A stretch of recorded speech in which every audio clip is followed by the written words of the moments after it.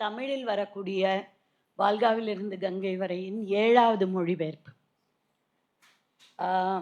இப்படி செய்யணுமா வேணுமா என்ற கேள்விகள் நிறையா இருக்கு. அதுல முதல் காரணம், அனைவருக்கும் வாங்கக்கூடிய ஒரு விலையில் இந்த நூல் போகும் என்பதால் அது பல தரப்பிலையும் எட்டும் என்ற ஒரு நம்பிக்கை முதல் உத்வேகம். இன்னொன்று, தோழர் சொன்ன மாதிரி இதுல தேர்ந்தெடுக்கப்பட்ட பகுதிகள் இந்த சமகாலத்துக்கு இந்த நூல் எவ்வளவு பொருத்தமானது என்பதை நமக்கு மீண்டும் வலியுறுத்துவதாக வந்திருக்கிறது.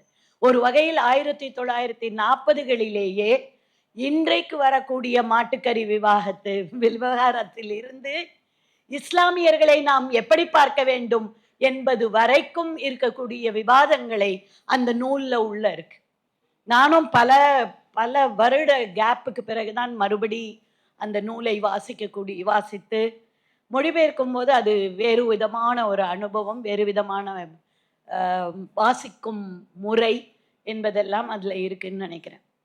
இந்த முறை செய்யும் போது எனக்கு ரொம்ப ஆழமாக தென்பட்டது 2 விஷயம்.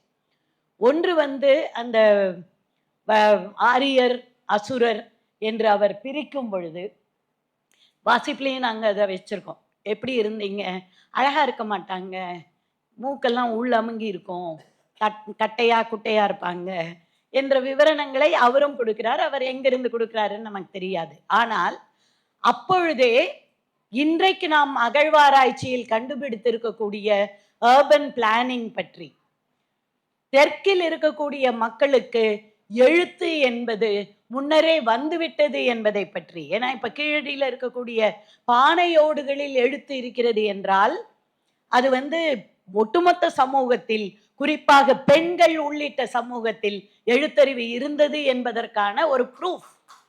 அதை பற்றி அவர் குறிப்பிடுகிறார். அது அது ரொம்ப பெரிய விஷயமாகவும், இப்ப மற்றவர்கள் அல்லது தமிழகத்தில் புழங்குகின்ற ஒரு திராவிட அரசியல் டிஸ்கோர்ஸ் என்று சொல்லுவோம், அந்த கருத்தாடலில் பேசக்கூடிய பார்ப்பனிய எதிர்ப்பு மட்டுமல்ல. ராகுல்ஜியை பொறுத்த வரைக்கும் ராகுல்ஜி சம்ஸ்கிருதத்தை கரைத்து குடித்தவர், பாலி மொழியில் மிகப்பெரிய ஆய்வாளர். அது தவிர கிட்டத்தட்ட 30 மொழிகளில் புலமை பெற்ற ஒருத்தராக இருக்கிறாரு, இன்க்ளூடிங் டிபெட்டன். ஸோ திபெத்திய மக்களுடைய அந்த ஓலைச்சுவடிகளை எல்லாம் படி எடுத்து அதை வகுப்பெடுப்பதற்காகத்தான் அவர் சோவியத் போகிறார். அப்போ அப்படிப்பட்ட புலமை வாய்ந்த ஒருத்தர் இந்த பார்ப்பனர்களுக்குள் இருக்கக்கூடிய எவ்வளவு தூரம் நயவஞ்சகமாக யோசிக்கக்கூடிய ஒரு இனமாக இந்த பார்ப்பன இனம் இருக்கிறது என்பதை தோலுரித்து காட்டக்கூடிய ஒரு நூலாக இந்த நூல் இருக்கு. அது எல்லா வகைகளிலும், அதுல நீங்க பார்த்திருப்பீங்க, லோபாவுக்கும் பிரவாகனுக்கும் டிஸ்கஷன்ல அந்த பிரம்மம் ஒரு நுண் ஆயுதமாக உபநிடதங்கள் மூலமாக மக்களுடைய மனதை, அந்த புக்லயே அவர் சொல்றாரு, இன்னும் காலத்துக்கு அவங்க அதை தேடிக்கிட்டே இருப்பாங்கன்னு. அப்படி தேடிக்கொண்டிருப்பவர்கள்லாம் இன்னைக்கு ஆட்சியில இருக்கிறாங்க. அப்படி ஆட்சியில இருக்கிறவங்களுக்கு நம்ம சொல்ல வேண்டி இருக்கு, மகாபாரதத்துல நீங்க மாட்டுக்கறி சாப்பிட்டுருக்கீங்க அப்படிங்கிறத நினைவுபடுத்த வேண்டிய ஒரு நூலாக இந்த நூல் இருக்கிறது. இன்னொன்று, இஸ்லாம் பொறுத்த வரைக்கும் 2 விதமான வரலாறாக அவர் பிரிக்கிறார். ஒன்று, அந்த கஜினி முகமது போன்றவர்கள் படையெடுத்து வந்தபோது இந்தியாவின் செல்வங்களை எடுத்துக்கொண்டு பிற நாடுகளுக்கு எடுத்து செல்லக்கூடியவர்கள் அடிமை வம்சத்தை சார்ந்தவர்கள் மூலமாக அந்த படையெடுப்பை நடத்துறாங்க. ஆனால் ஒரு கட்டத்தில் நம்ம திரும்பி போனா எந்த ஆப்கானிய அரசனும் நம்மளை ஏற்றுக்க போறது இல்லை, நம்ம இங்கதான் இருக்க போறோம்னா இங்க இருக்கிறவங்களை நல்லபடியா பார்த்துக்குவோம் என்று நினைக்கக்கூடிய சுல்தான்கள் இன்றைக்கும் நம்ம கிட்ட இருக்கக்கூடிய அந்த நந்தவனங்களை, இன்னைக்கு அது மிகப்பெரிய கலை, நகர்ப்புறங்களில் தோட்டத்தை நிர்மாணிக்கக்கூடிய ஒரு கலை. நீங்க வட இந்தியா முழுக்க, இன்க்ளூடிங் டெல்லி, அவுரங்காபாத், எல்லா இடங்களும் போனீங்கன்னா அந்த தோட்டங்கள் வடிவமைப்பு என்பது இஸ்லாமியத்தினுடைய பண்பாட்டு கூறுகளை நமக்கு காட்டக்கூடிய ஒரு விஷயமாக இருக்கிறது. அதை அவர் பிரித்து காண்கிறார். அதுல சூஃபிகள் எப்படி இருக்கிறார்கள் என்று காண்கிறார். எப்படி அன்றைக்கும் பார்ப்பனர்களுக்கு இஸ்லாத்துக்கு மாறுகின்ற உழைக்கும் வர்க்க மக்கள் மேல எவ்வளவு காண்டு இருந்ததுங்கிறதையும் சேர்த்து சொல்றார். அப்ப அந்த இன்றைக்கு நாம் யோசிக்க வேண்டிய பேச வேண்டிய பல்வேறு விஷயங்களை உரத்து பேசிய ஒரு மனிதனாக இருக்கிறார். அத்தனையும் ஜெயில்ல உட்கார்ந்து எழுதியிருக்காரு. ஜெயில்ல உட்கார்ந்து அவர் 7 புஸ்தகம் போடுறாரு. அதுல வாழ்காவிலிருந்து கங்கை வரையும் ஒன்று. அப்பன்னா அவ்வளவு தூரம் அவர் படித்ததை உள்வாங்கி அவர் எழுதியிருக்கிறார். மெத்த படித்த சம்ஸ்கிருத புலமை பெற்ற அவர்கள் எல்லாமும் இதை படிக்க வேண்டும். ஏனென்றால் காளிதாசர் எப்படி அரசனுக்கு அடிவருடியாக இருந்தார், ஏனென்றால் அவரோட லாபம் எல்லாம் போயிரும் அப்படிங்கிறதுக்காக அவர் எப்படி இருந்தார், அதற்கு மாறாக அஸ்வகோஷ் எப்படி இருந்தார், ஒரு பௌத்தனாக. அஸ்வகோஷனுடைய மகன் இங்க இருக்கிறீங்க. அஸ்வகோஷோடைய பெயர் புனை பெயர் ராஜேந்திர சோழன். அவர் அஸ்வகோஷ் என்ற பெயரை வைத்தபோது அவர் நலந்தா பல்கலைக்கழகம் பற்றி அவரோடு நான் உரையாடியது எனக்கு நினைவிருக்கிறது.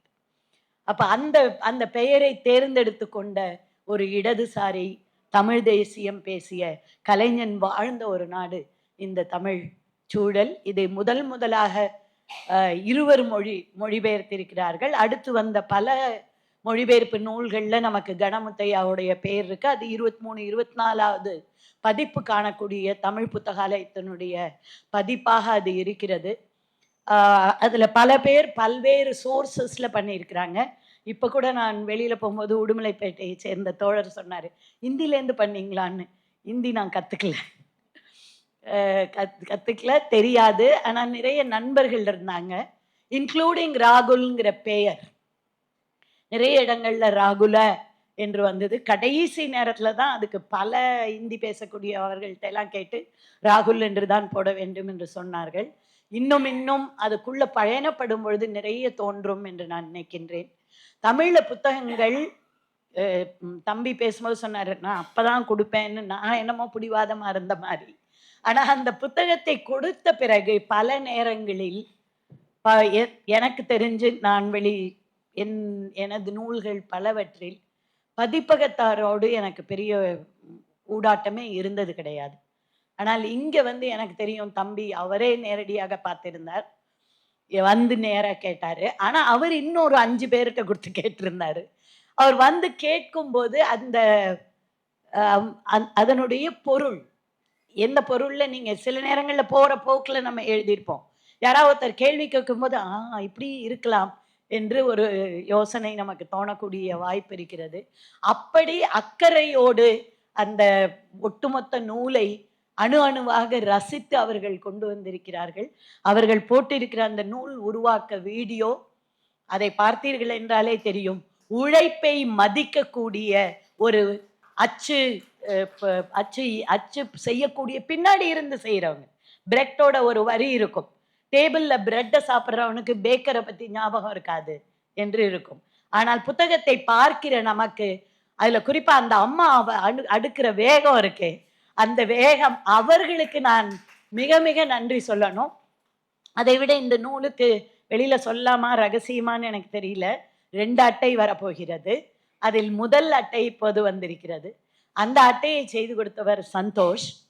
அதுல எனக்கு என்ன விருப்பம்னா, ராகுல்ஜி ஓப்பனா நான் பெண்ணியம் பேசுறேன்லாம் சொல்லல, தாயுரிமை சமுதாயம் பற்றி பேசி இருக்கிறாரு, அது மாறிடுச்சு அப்படிங்கிறத கொண்டு வந்திருக்கிறாரு.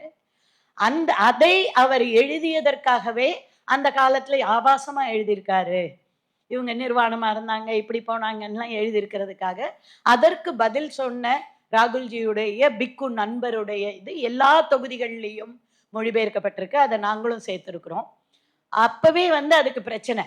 அதை எதிர்த்தவர் புனை பெயர் வச்சு சுவாமிஜிங்கிற பெயர்ல எழுதியிருக்கிறாரு. அப்படிப்பட்ட சுவாமிஜிக்கள் இப்ப நிறையா. அதனால அந்த மாதிரி சுவாமிஜிக்களுக்கெல்லாம் நிறைய சும்மா மெல்ற வாய அவள் போட்டு நல்லா மெல்லுங்க என்று சொல்ற மாதிரி வச்சு செஞ்சிருக்காரு ராகுல்ஜி என்று நான் நினைக்கிறேன். அதை கொண்டு வந்தது அடுத்த ஓவியத்தை கொடுத்தவர் மணிவண்ணன் அவர்கள். இதுல எனக்கு சந்தோஷத்தை பிடிச்சது அந்த தாய், அந்த மூதாய் அங்கு இருக்கிறாள். மூதாய் ஒரு நதியாக இருக்கிறாள், வால்காவிலிருந்து கங்கை வரை போகிறவளாக இருக்கிறார். அதிகாரத்தை இழந்து ஒரு தந்தமை ஆதிக்க சமுதாயத்துல எதையெல்லாமோ சகித்து கொண்டு வாழ்ந்து கொண்டிருக்கிற பெண்களுக்கெல்லாம் பித்தலாட்டங்கள் புரியும் என்பதை சொல்லி இருக்கிறார். நீங்க அது லோபாவா இருந்தாலும், நீ எதுக்கு பிரம்மத்தை சொல்ற, அப்படின்ட்டுலாம் கேட்கக்கூடிய, அப்ப காசு பண்றதுக்காக தான் பண்ணியா என்று குறைந்தபட்சம் தனக்கு இருக்கக்கூடிய நெருக்கமான உறவினரிடமாவது கேட்கக்கூடிய உணர்வு அறிவோடு பெண்கள் இருந்திருக்கிறார்கள் என்பதை தொடர்ந்து சொல்லியிருக்கிறார். நிறைய அதுக்கு பிறகு பர்தா போடுறாங்களா இல்லையா, இப்படி வன்முறைக்கு ஆளாகக்கூடிய பெண்கள், அதை பற்றிய விஷயங்களும் அதுல நிறைய இருக்கு. ஆனால் அடிப்படையில் தாயுரிமை சமுதாயமும் அதன் நெட்டோட்டமான போக்கையும் காட்டக்கூடிய ஒரு நூலாக சந்தோஷுடைய காட்சி வடிவத்தில் அது வந்தது என்பது எனக்கு ரொம்ப மனதுக்கு பிடிப்பு தரக்கூடியதாக இருக்கிறது. உண்மையில் ரொம்ப மனம் நெகிழ்ந்து பலருக்கு நான் நன்றி சொல்ல கடமைப்பட்டிருக்கிறேன். அந்த அந்த சில வேலைகள் செய்யும் பொழுது பொதுவாகவே இனிமே வேலையெல்லாம் செய்யக்கூடாது அப்படி நிலைமையில தான் நான் இருக்கிறேன். நாடகம் கூட இனிமே செய்யக்கூடாது அப்படின்னு நினைச்சுக்கிட்டே அடுத்தடுத்து ஏதாவது வேலைகள் வருது. ஆனா இந்த நூல் என்பது நாம் தொடர்ந்து செய்ய வேண்டிய வேலைகள் பல இருக்கு என்பதை மீண்டும் சொல்லி இருக்குது அப்படின்னு நான் நினைக்கிறேன். ரொம்ப நன்றி. இதை அனைவரும் படிக்க வேண்டும். உங்கள் வீடுகளில் நடக்கக்கூடிய பூப்பு நீராட்டு விழா உள்ளிட்ட அனைத்து விழாக்களிலும் கொடுக்கக்கூடிய பரிசு பொருளாக வால்காவிலிருந்து கங்கை வரை இருக்க வேண்டும் என்று வேண்டி கேட்டுக்கொள்கிறேன். நன்றி, வணக்கம்.